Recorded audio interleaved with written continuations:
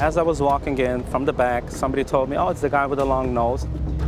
He informed me that the detective who was running the lineup essentially told him who to pick. The defendant's motion to vacate the judgment of conviction is granted. This was a case of witness misidentification. I was robbed of that opportunity to have my father in my life. Imagine spending decades in prison for a crime you didn't commit.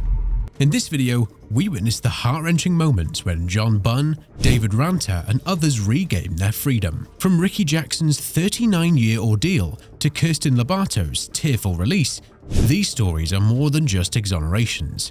They're about something more, something different entirely. But what happens when they step back into the world? Watch until the end to find out. Number 7. John Bunn. John Bunn has been waiting for this moment since 1991. In the heart of Brooklyn's Crown Heights in 1991, a crime shattered the peace. 2 Rikers Island officers became victims of a brutal robbery in the Kingsborough housing project, one fatally. As the community reeled, a young boy's life was about to be thrown into turmoil. John Bunn, just 14, was about to face a daunting and unjust challenge. The description given by the surviving officer didn't match John. He spoke of 2 light-skinned men in their 20s, yet John, a mere teenager, and Roshawn Hargrave, 17, were the ones arrested. Why them? The answer lay with Detective Louis Scarcella, whose methods would later be questioned. But at the time, his word was enough to sway the scales of justice. By 1992, the verdict was in. John and Roshawn were convicted. The evidence? Shaky at best, but it sealed their fate. For John, the prison bars meant more than confinement. They marked the loss of his youth.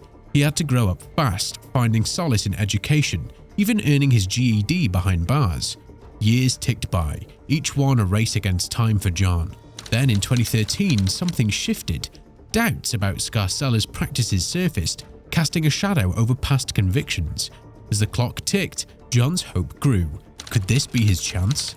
Finally, in 2018, after years of battling against a relentless system, John's conviction was overturned.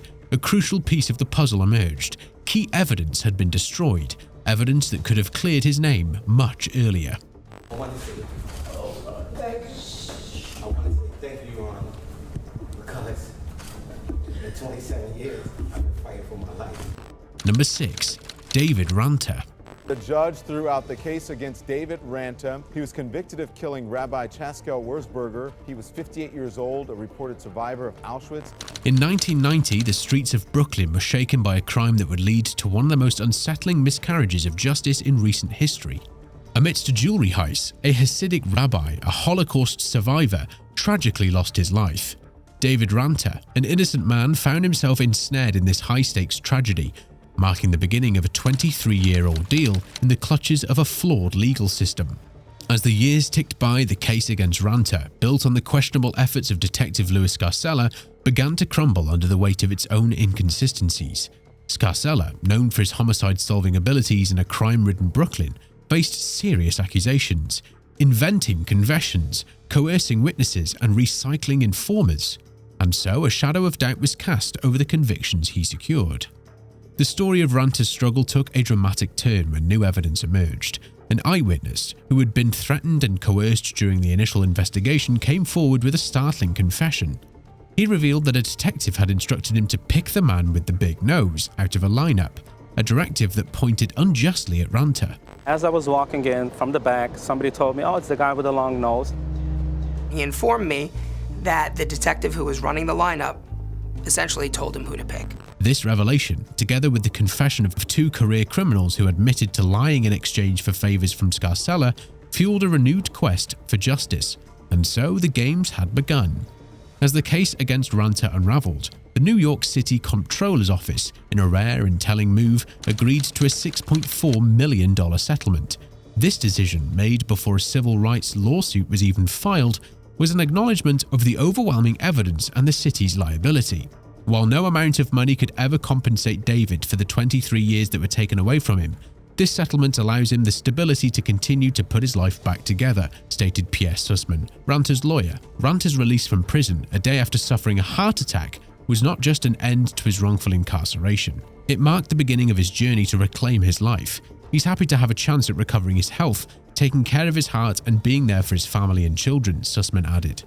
But if you thought that story was intense, you're in for a surprise. These next few will have your jaw wide open. The defendant's motion to vacate the judgment of conviction is granted.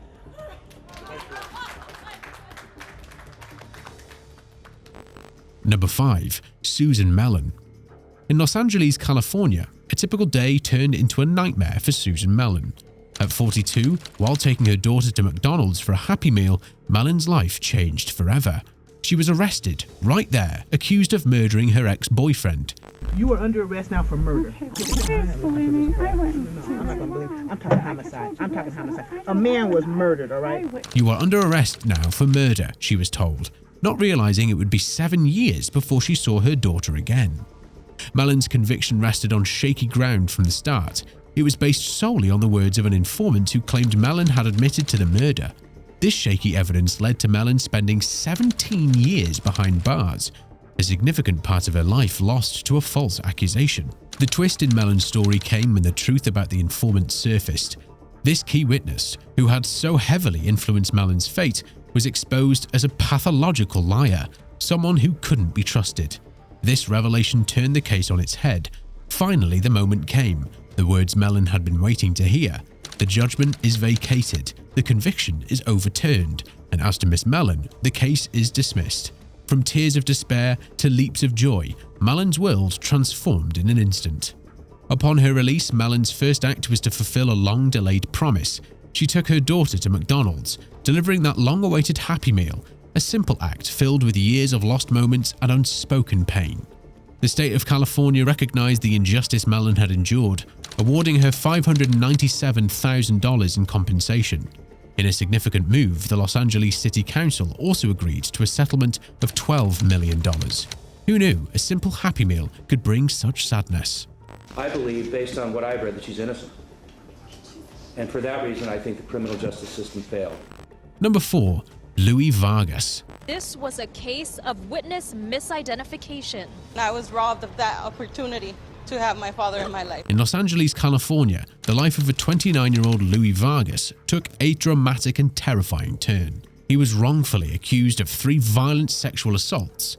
The evidence? Similar descriptions from the victims. This led the police to believe that these terrible crimes were committed by one person. Vargas, caught in this frightening situation, was found guilty on all charges. He faced a daunting sentence, 55 years to life, for crimes he never committed. For 16 years, Vargas lived under the shadow of his unfair conviction. Every day was a race against time, a desperate wait for the truth to emerge. The breakthrough in Vargas's story came from an unexpected source: DNA evidence from the clothing of one of the victims. This crucial piece of evidence had been overlooked. The California Innocence Project took up Vargas's case, testing this DNA. The results were a turning point. It wasn't a match for Vargas. He is in fact innocent because the evidence will show that it undermines the prosecution's case, were the words that signaled a new beginning for him. The day of Vargas's release was marked with a profound silence, a moment of reflection on the years lost to injustice. His only request, shared by his mother, was heartfelt and simple: "Please buy me a big hamburger and we're together." This wish was more than just about food. It was about freedom, about reconnecting with the small joys of life he had missed. In the end, Vargas received $886,000 from the state as compensation. His story is a gripping reminder of the urgency and weight of fighting against wrongful convictions, a story that keeps us on the edge of our seats. In fact, innocent because the evidence will show that it undermines the prosecution's case. Number 3. Daniel Villegas. In El Paso, Texas, 16-year-old Daniel Villegas' life spiraled into a dark abyss. Accused of a double homicide he didn't commit, Villegas faced a daunting battle for his innocence.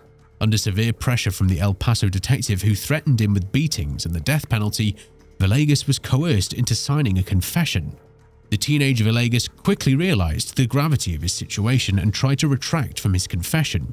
But it was too late. He was charged with 2 counts of capital murder, his fate hanging on the threads of that coerced confession.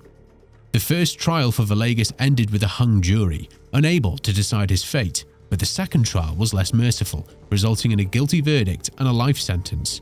For 18 years, Villegas languished in prison, a victim of a grave miscarriage of justice. The tides turned for Villegas when his conviction was finally overturned. Once out on bond, he embraced a life he had been denied. He got married and started a family. However, the shadow of the past loomed over him as he faced a third trial. The courtroom was tense as the moment of truth approached. "If the defendant will please stand," the judge said, signaling the movement of truth. The jury's decision would determine if Villegas would return to his newfound life or be sent back to prison. In a moment filled with surprise, the jury announced, "We, the jury, found the defendant Daniel Villegas not guilty." This verdict marked the end of an 18-year nightmare for Villegas. "You are no longer under any conditions. You are free to leave. Thank you," the judge declared. Now a free man, Villegas has taken legal action against the city of El Paso. If you were in his shoes, what would you have done? Comment your answers below. Verdict Form B. We, the jury, find the defendant Daniel Villegas not guilty of... Number 2. Ricky Jackson.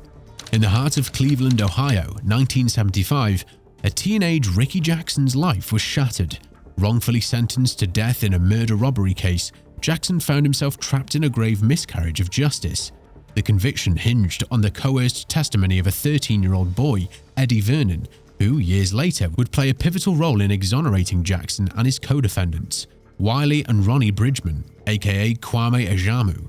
No physical evidence tied Jackson to the crime. Despite credible alibis provided by defense witnesses, Jackson and the Bridgmans were sentenced to death, later commuted to life without parole. For Jackson, the path to freedom seemed impossibly distant, as he was pegged as the actual shooter and denied parole. Jackson's imprisonment stretched to an excruciating 39 years, 3 months and 9 days, the longest wrongful imprisonment in US history. The key to unlocking his prison doors lay hidden in the words of young Vernon, who had been threatened and manipulated into falsely testifying.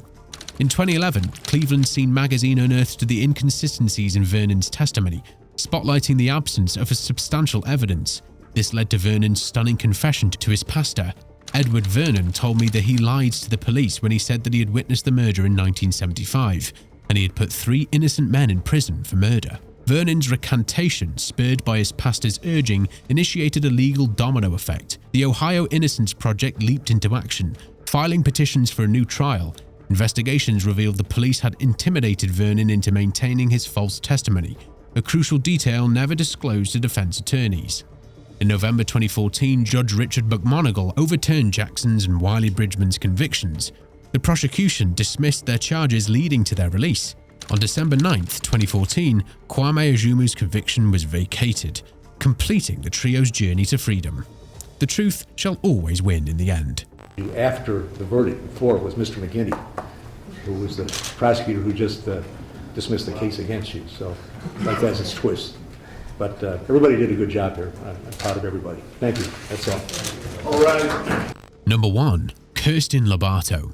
At just 18, Kirstin Lobato's life in Las Vegas took a dark turn. Accused of the brutal murder of a homeless man, she faced a future clouded with uncertainty and fear. Her first trial ended in a conviction for first-degree murder. However, in a suspenseful retrial, she was found guilty of voluntary manslaughter, receiving a sentence of 13 to 45 years. For 16 long years, Lobato counted the days behind bars, each one echoing with the injustice of her conviction. In a dramatic twist, a new hearing brought forth crucial evidence that cast a glaring light on the truth. It was revealed that on the day the crime was committed, Lobato was 3 hours away with her family, an irrefutable alibi. This revelation shattered the foundation of the case against her, proving that she couldn't have possibly committed the crime. Emerging from the prison gates as a free woman, Lobato's emotions overflowed. "I feel overwhelmed. I feel excited. I feel grateful. I'm so happy," she expressed, her words capturing the relief and joy of liberation. Now, Lobato has turned her ordeal into action, filing a lawsuit against the Las Vegas Police Department. Kirstin blazed Lobato's murder case, meaning Lobato, who's maintained her innocence for more than a decade, will walk free after 16 years behind bars. From today's video, we're reminded that sometimes the innocent suffer while the guilty walk free. These 7 stories reveal a harsh truth. Corruption and injustice can hook its claws into anyone, but they also inspire us to stand up against such wrongs. This quote says it best: "The only thing necessary for the triumph of evil is for good men to do nothing." Let this be a call to action, to seek truth, demand justice, and ensure no more lives are unjustly shattered. Got your heart racing, didn't we? Hit that subscribe button and join us on this thrilling journey. And hey, drop a comment below if there's a topic that's keeping you up at night. We might just turn the spotlight on it next.